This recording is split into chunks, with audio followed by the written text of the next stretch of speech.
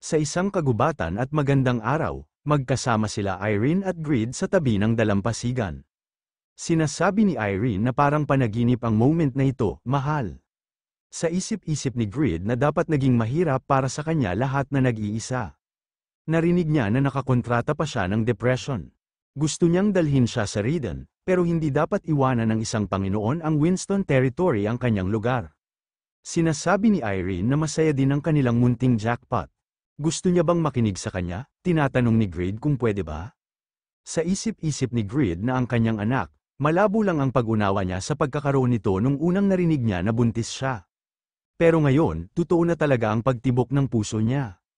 Hanggang last year lang, loner siya. Ngayon, bumukas na ang mundo niya. Ang laro na ito at ang mundo na ito ay ginagawa siyang buo. Sinasabi ni Irene na sana ang anak na ipapanganak nila ay kasing ganda niya, mahal. Sa isip-isip ni Grid na sa palagay niya, ang tungkol dito ay maaaring hindi talaga yon ang gusto niya. Ang pagiging nag-iisang anak na si Irene ay nangangahulugan na siya ang tagapagmana bilang default, ngunit ang mga lalaki ng marangal na pamilya ay karaniwang may unang prioridad. Sinasabi ni Grid na mas gusto niya ng anak na babae. Since I'm sure magiging mabait siya tulad niya, Irene.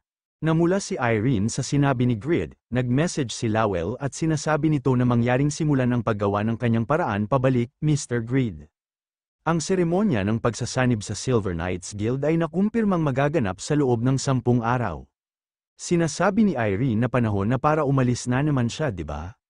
Sinasabi ni Grid na gusto niya sana manatili sa kanya ng mas mahaba pa kaysa sa 3 araw lamang. Sa isip-isip ni Grid na wala siyang magagawa sa ngayon. Pero balang araw, makukuha niya ang kanyang sariling bansa. Sa panahon na yan, gagawin niya ito para lagi silang malapit sa isa't isa. Nagbigay-pugay si Sir Phoenix kay Grid at sinasabi nito na nandito pala siya, Duke Grid.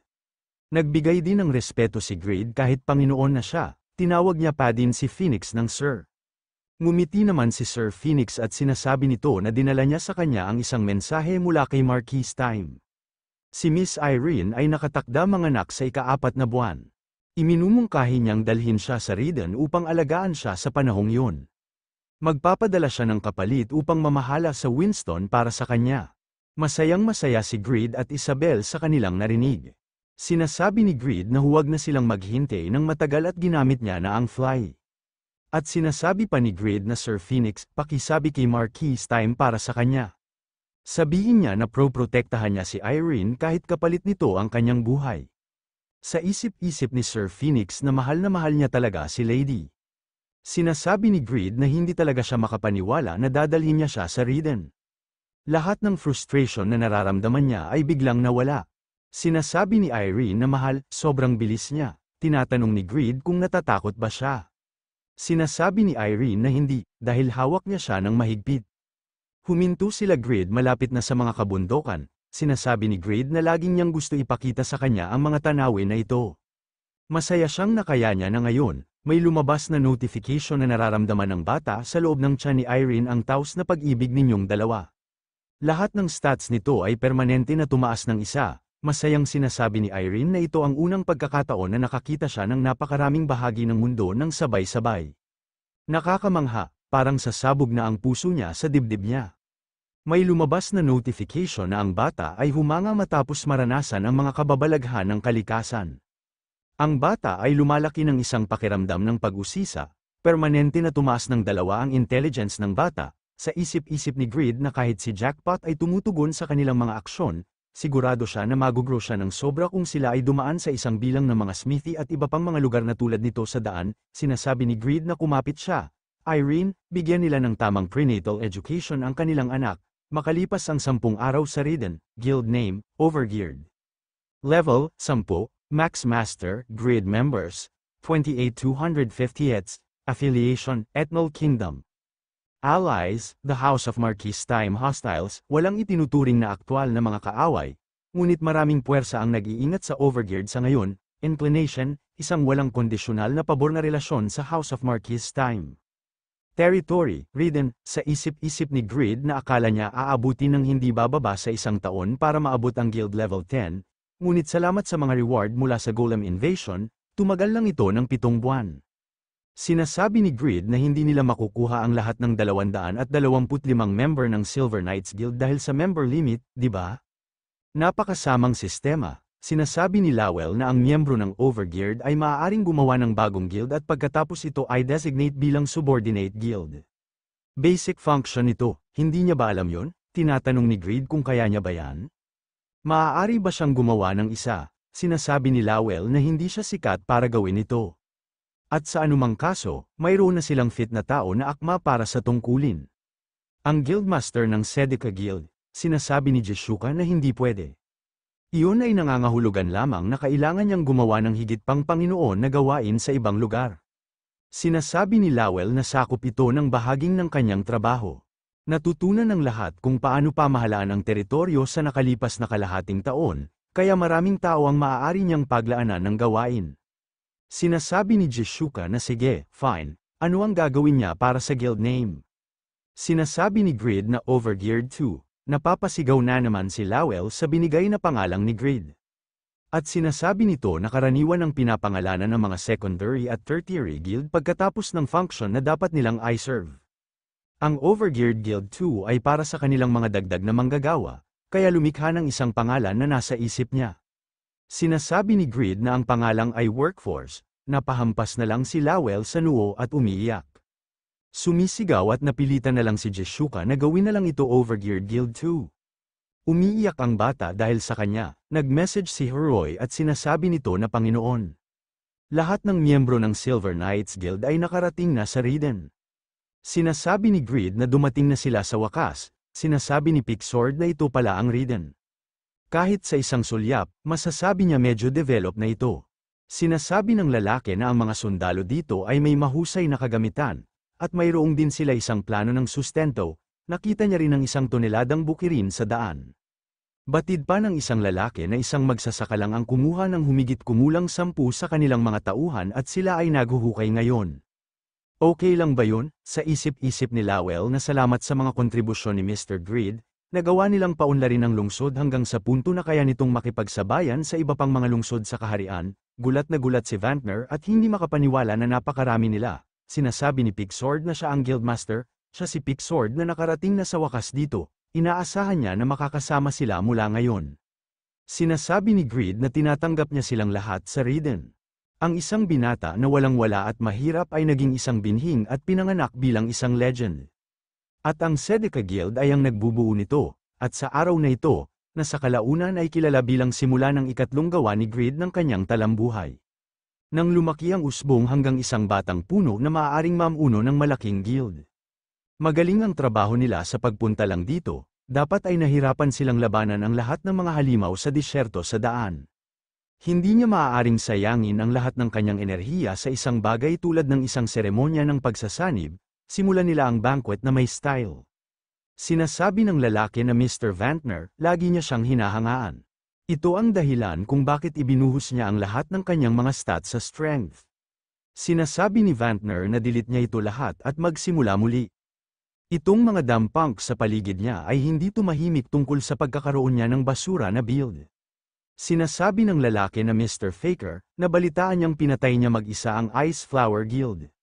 Maaari niya bang itanong kung paano niya binuo ang kanyang build upang gawin yon? Mr. Faker, pwede ba siyang sumagot?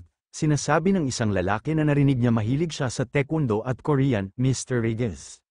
Bilang isang Koreano, kailangan niyang magpasalamat sa kanya. Naiinis at sinasabi ni Grid na may mga tao na parang Pixord sa kanyang guild. Mga figure, member din ba sila ng Korean Patriotic What's-It group na yan? Sinasabi ni Grid na mula ngayon, magkakasundo na sila. Paano niya gagawin ang pagsasaulo ng lahat ng 225 na mukha at pangalan? Sinasabi ni Jishuka na anyways, Lowell, ang average na level sa mga Silver Knight ay 200 o higit pa. Dapat ba nila silang tulungang mag-level up ng kaunti? Sinasabi ni Lowell na hindi, ang kanilang prioridad sa ngayon ay pagbutihin ang mga kondisyon sa pagtatrabaho ng mga dilaw na mithril mines. At tinatanong ni Lowell kung kailangan din bang matutunan ng isang tunay na strategist kung paano inumin ito. Sinasabi ni Lowell na ang mga user na mababang level ay maaaring itaas ang kanilang mga level sa kanilang sarili sa Byran o Cork Island. Ang mga higher-level users ay maaaring ipadala upang mag-hunt sa mga monster sa paligid ng mga dilaw na mine. Ito ay makakatulong sa kanila na mag-level up habang tulong rin ito sa guild sa process. Sinasabi ni Huroy na ang batang tulad niya ay hindi dapat uminom niyan. Sinasabi ni Lowell na Mr. Pigsword, mananatili siyang Panginoon sa Cork Island. Sinasabi ni Pigsword na hindi niya magagawa yon. Sinabi sa kanya ni Greed na magtratrabaho siya sa mines. Habulin ang pakiramdam ng isang bato na lumalabas sa lupa. Nakakatuwa, sa isip-isip ni Lowell na gagamitin niya ang isang tao na ika-15 sa pangkalahatang rangkang, at pareho sa lakas ng combat kay Mr. Pun at Mr. Riggins, bilang Manero. Ano ba ang iniisip niya? Mukhang nakadrug si Greed at tinatanong nito kung ano ulit ang pangalan niya. Dog shit ba? Nagmamadali si Minor at sinisigaw niya ang pangalang ni Greed at sinasabi nito na Duke Greed. May masamang balita. Sinasabi ni Greed na umupo siya at kumuha ng makakain. Natagalan siya bago suriin ang katayuan ng Pavranium. Hinihingal at sinasabi ni Minor na kailangan niyang magmadali kung gusto niya ang Pavranium na yan. Ang Pavranium na nasealed sa mga Vampire City ay kinakain ng kalawang dahil sa kakaibang enerhiya. Ang unang Vampire City, may nagsasalita at sinasabi nito na siya. Napanood niya ang sitwasyon sa pamamagitan ng Mamad's Orb at ipinadala pa ang mga golem na yun bilang babala.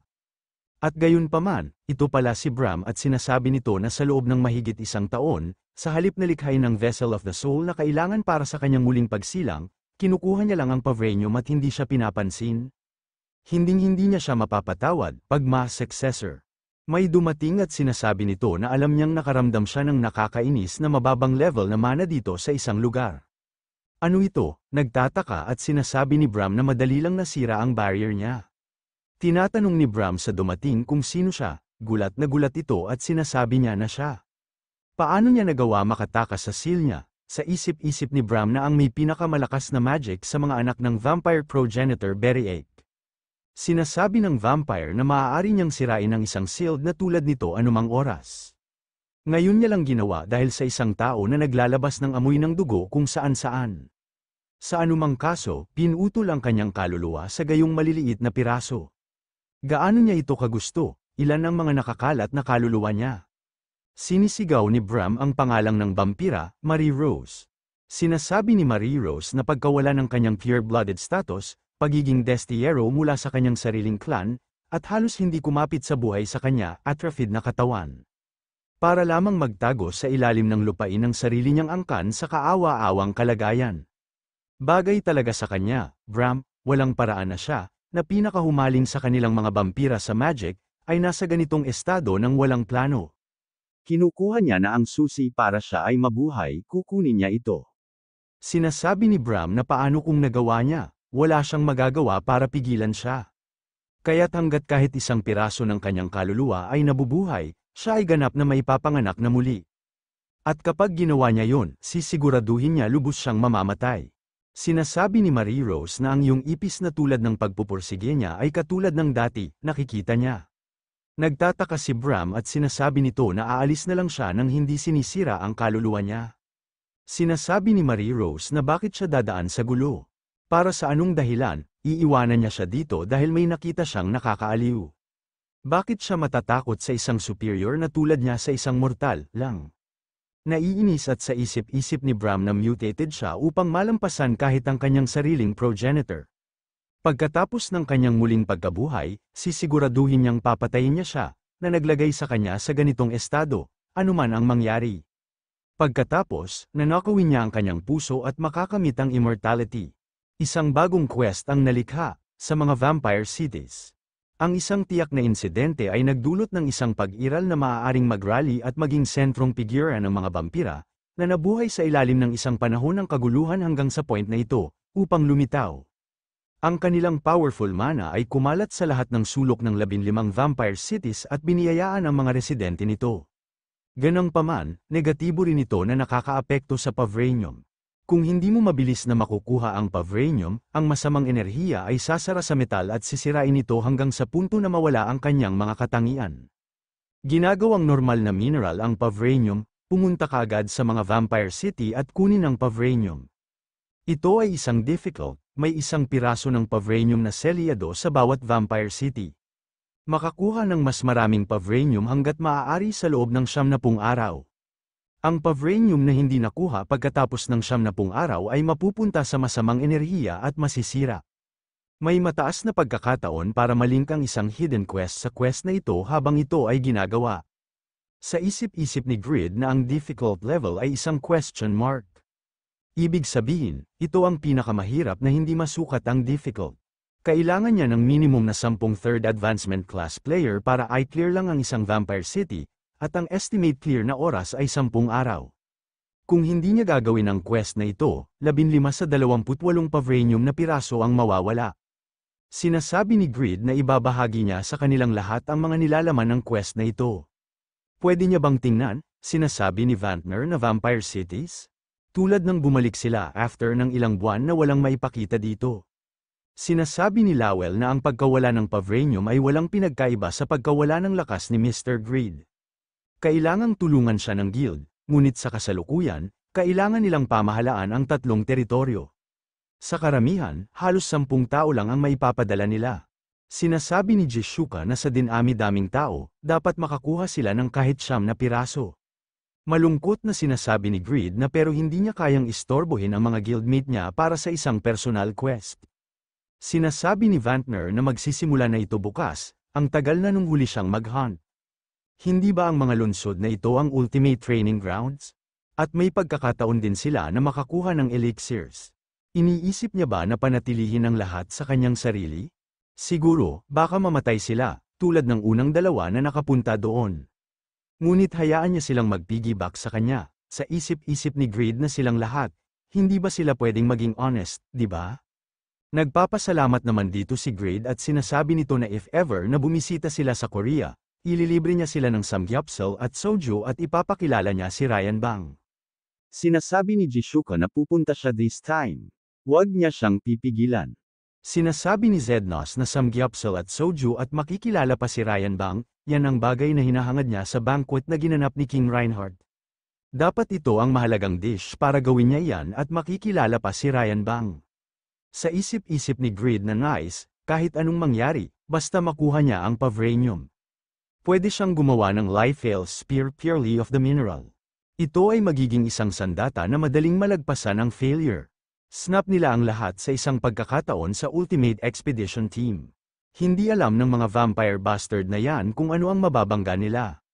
Sa kasalukuyan, ang landas patungo sa pagiging pinakamalakas na guild ay inilatag sa harap ni Grid. Kasabay ng paglago ng Raiden, naisip niya na ang lahat ay nahuhulog sa lugar para sa kanyang tagumpay sa wakas.